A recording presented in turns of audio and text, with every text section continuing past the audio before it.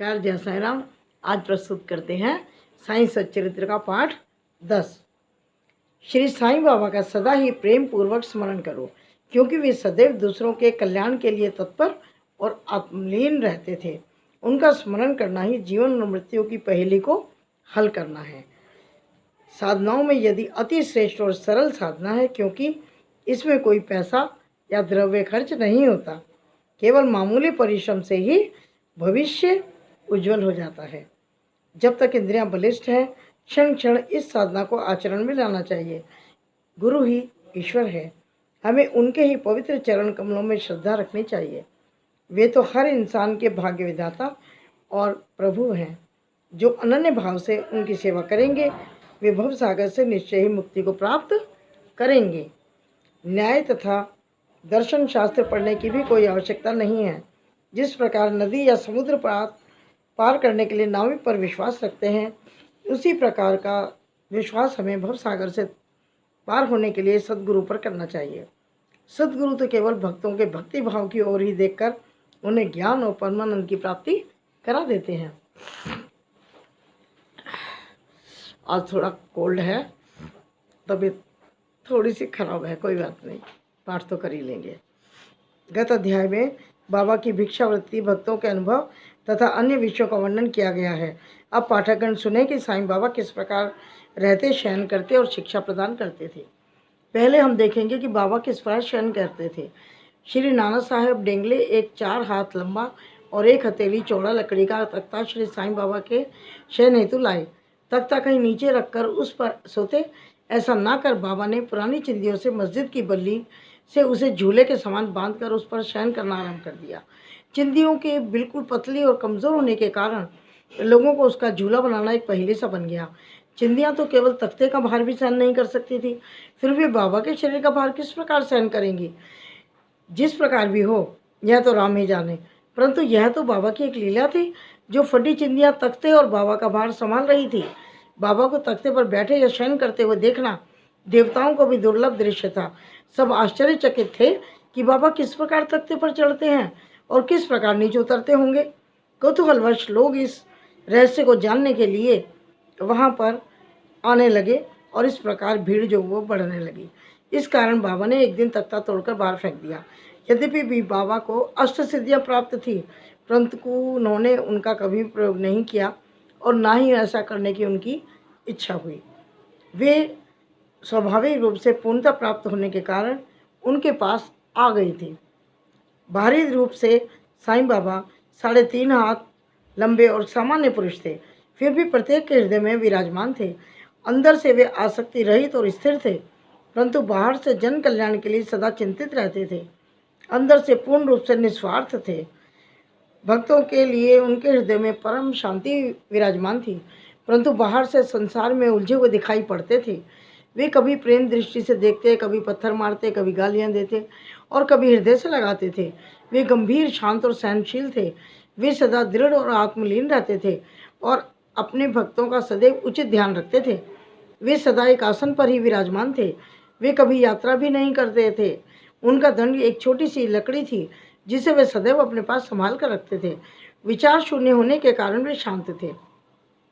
उन्होंने कंचन और कीर्ति की भी कभी चिंता नहीं की, साथ ही भिक्षावृत्ति द्वारा निर्वाह करते रहे। उनका जीवन इसी प्रकार का था। अल्लाह मालिक सदैव उनके होठों पर रहता था। उनका भक्तों पर विशेष और अटूट प्रेम था। वे आत्मज्ञान की खान और परम दिव्य स्वरूप थे। श्री साईं बाबा का दिव्य स्वरूप इस तरह का था, एक अपरिमित, अनंत, सत्य और अपरिवर्तनशील सिद्धांत, जिसके अंतर्गत यह सारा विश्व है, श्री साईं बाबा में आविर्भूत हुआ था। यह अमूल्य निधि केवल सत्व गुण संपन्न और भाग्यशाली भक्तों को ही प्राप्त हुई, जिन्होंने श्री साईं बाबा को केवल मनुष्य या सामान्य पुरुष समझा या समझते हैं। वे यथार्थ में अभागे थे या अभागे हैं। श्री साईं बाबा के माता पिता और उनकी जन्म तिथि का ठीक ठाक पता किसी को भी नहीं है, तो वे उनके शिरडी में निवास के द्वारा इसका अनुमान लगाया जा सकता है। जब पहल बाबा शिरडी में आए तो उस समय उनकी आयु केवल 16 वर्ष थी। वे शिरडी में 3 वर्ष तक रहने के बाद फिर कुछ समय के लिए अंतर्ध्यान हो गए। कुछ काल के उपरांत वे औरंगाबाद के समीप प्रकट हुए और चांद बाबा चांद पाटिल की बारात के साथ पुनः शिरडी पधारे। उस समय उनकी आयु 20 वर्ष की थी। उन्होंने लगातार 60 वर्षों तक शिरडी में निवास किया और सन 1918 में महासमाधि ग्रहण की। इन तथ्यों के आधार पर हम कह सकते हैं कि उनकी जन्म तिथि सन 1838 के लगभग रही होगी। 17वीं शताब्दी में संत रामदास प्रकट हुए और उन्होंने यमुनों से गायों और ब्राह्मणों की रक्षा करने का कार्य सफलतापूर्वक किया। परंतु 2 शताब्दियों के व्यतीत हो जाने के बाद हिंदू और मुसलमानों में वैमनस्य बढ़ गया और इसे दूर करने के लिए ही साईं बाबा प्रकट हुए। उनका सभी के लिए यही उपदेश था, राम जो हिंदुओं के भगवान हैं और रहीम जो मुसलमानों का खुदा है, एक ही हैं, उनमें जरा भी भेद नहीं है। फिर तुम उनके अनुयायी क्यों पृथक पृथक रहकर परस्पर झगड़ते हो? अज्ञानी बालकों, दोनों जातियां एकता का ध्येय प्राप्त करो। कलह और विवाद व्यर्थ है, इसलिए ना झगड़ो, ना परस्पर प्राणघातक बनो। सदैव अपने हित और कल्याण का विचार करो। श्री हरि तुम्हारी रक्षा अवश्य करेंगे। योग, वैराग्य, तप, ज्ञान आदि ईश्वर के समीप पहुँचने के मार्ग हैं। तुम्हारी कोई कितनी भी निंदा क्यों ना करे, तुम उसका प्रतिकार ना करो। यदि कोई शुभ कर्म करने की इच्छा है तो सदैव दूसरों की भलाई करो। संक्षेप में यही श्री साईं बाबा का उपदेश है और यही उनकी शिक्षा है। गुरु तो अनेक हैं। कुछ गुरु ऐसे हैं जो द्वार द्वार हाथ में वीणा और करताल लिए अपनी धार्मिकता का प्रदर्शन करते फिरते हैं। वे शिष्यों के कानों में मंत्र फूंकते हैं और उनकी संपत्ति का शोषण करते हैं। वे ईश्वर भक्ति या धार्मिकता का केवल ढोंग करते हैं। वे वस्तुतः अपवित्र और अधार्मिक होते हैं। श्री साईं बाबा के धार्मिक निष्ठा प्रदर्शित करने का विचार भी कभी मन में नहीं किया। दैहिक बुद्धि उन्हें किंचित मात्र भी छू न गई थी, परंतु भक्तों के प्रति उन्हें असीम प्रेम था। गुरु 2 प्रकार के होते हैं, एक नियत, दूसरे अनियत। अनियत गुरु के आदेशों से अपने में उत्तम गुणों का विकास होता और चित्त की शुद्धि होकर विवेक की वृद्धि होती है। वे भक्ति पथ पर लगा देते हैं, परंतु नियत गुरु की संगति मात्र से द्वैत बुद्धि का ह्रास शीघ्र हो जाता है। गुरु और भी अनेक प्रकार के होते हैं जो भिन्न भिन्न प्रकार की सांसारिक शिक्षाएं प्रदान करते हैं। यथार्थ में जो आत्मस्थित रहकर भवसागर से उतार दे वही सद्गुरु है। श्री साईं बाबा उसी कोटि के सद्गुरु थे। उनकी महानता अवर्णनीय है। जो भक्त बाबा के दर्शनार्थ आते, उनके प्रश्न करने से पूर्व ही बाबा उनकी समस्त जीवन की त्रैकालिक घटनाओं का पूरा पूरा विवरण कह देते थे। वे कभी संशयग्रस्त नहीं हुए। देहधारी होकर भी उन्हें देह की किंचित मात्र आसक्ति ना थी। देह तो उनके लिए केवल एक आवरण मात्र था। यथार्थ में वे तो नित्य मुक्त थे। वे शिरडीवासी धन्य हैं जिन्होंने श्री साईं बाबा के ईश्वर रूप में उपासना की। सोते जागते, खाते पीते, बाड़े या खेत और घर में अन्य कार्य करते हुए भी लोग सदा उनके स्मरण और गुणगान करते थे। साईं बाबा को ईश्वर मानते थे। शिरडी की नारियों के प्रेम की माधुरी का तो कहना ही क्या, वे बिल्कुल भोली भाली थी। उनके पवित्र प्रेम उनके ग्रामीण भाषा में भजन रचने की सदैव प्रेरणा देता रहता था। यद्यपि वे शिक्षित नहीं थी तो भी उनके सरल भजनों में वास्तविक काव्य की झलक थी। यह ना कोई विद्वत्ता थी, वरन उनका सच्चा प्रेम ही उनकी कविता का प्रेरक था। कविता तो सच्चे प्रेम का प्रकट स्वरूप है। इसमें चतुर श्रोतागण ही यथार्थ दर्शन या रसिकता का अनुभव करते हैं। ऐसा कहते हैं कि भगवान में 6 प्रकार के विशेष गुण होते हैं, जैसे कीर्ति, श्री, वैराग्य, ज्ञान, ऐश्वर्य, उदारता। श्री साईं बाबा में ये सब गुण विद्यमान थे। उन्होंने भक्तों की इच्छा पूर्ति के निमित्त सगुण अवतार धारण किया था।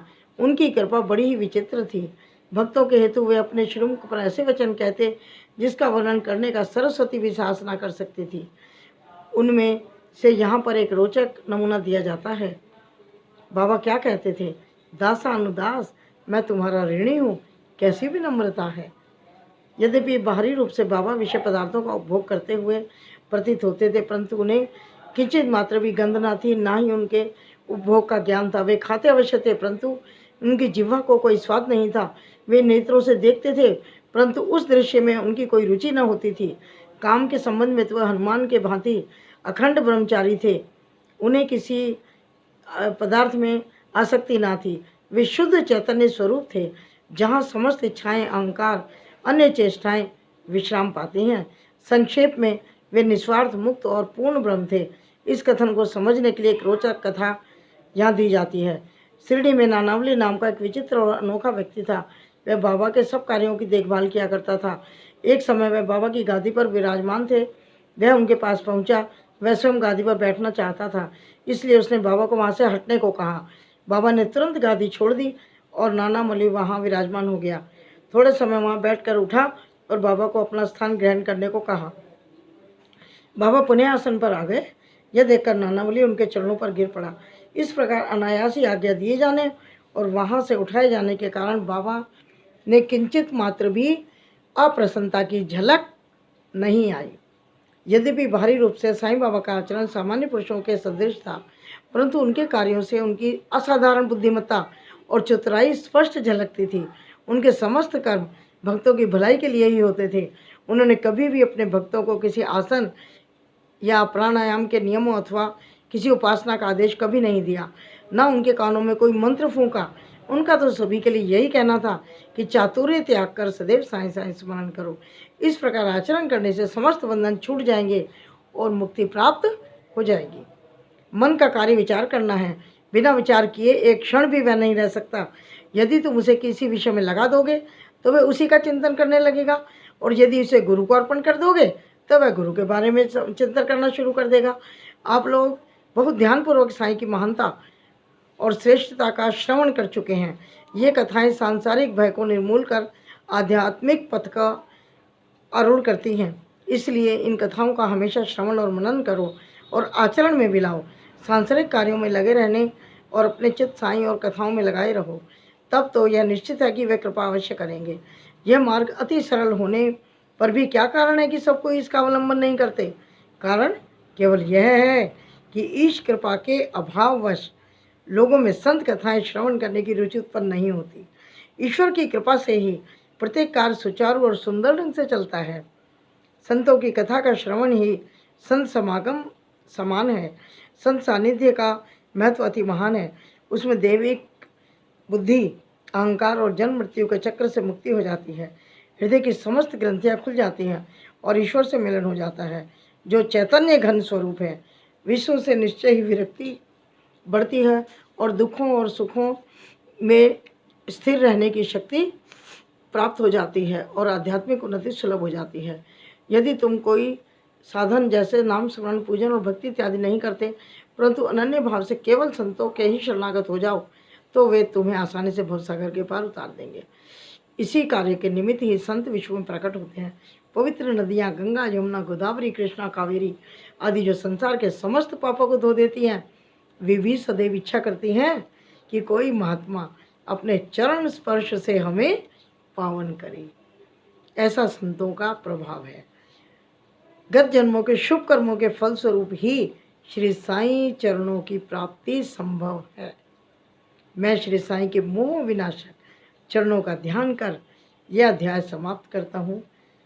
उनका स्वरूप कितना सुंदर और मनोहर है। मस्जिद के किनारे पर खड़े हुए वे सब भक्तों को उनके कल्याण हेतु उदी वितरण किया करते हैं, जो इस विश्व को मिथ्या मानकर सदा आत्मा आनंद में निमग्न रहते थे। ऐसे सच्चिदानंद श्री साईं महाराज के चरण कमलों में मेरा बार बार नमस्कार है, बार बार नमस्कार है। श्री सद्गुरु साईनाथार्पणम अस्तु, शुभम भवतु। साथियों, आज थोड़ा कोल्ड है और बस तबीयत थोड़ी सी खराब, तो क्या कहूँ, बाबा सब देखेंगे। मैंने उदी पानी में घोलकर पी लिए और पाठ में पूरा पढ़ पाई हूँ। धन्यवाद। जय साईं राम।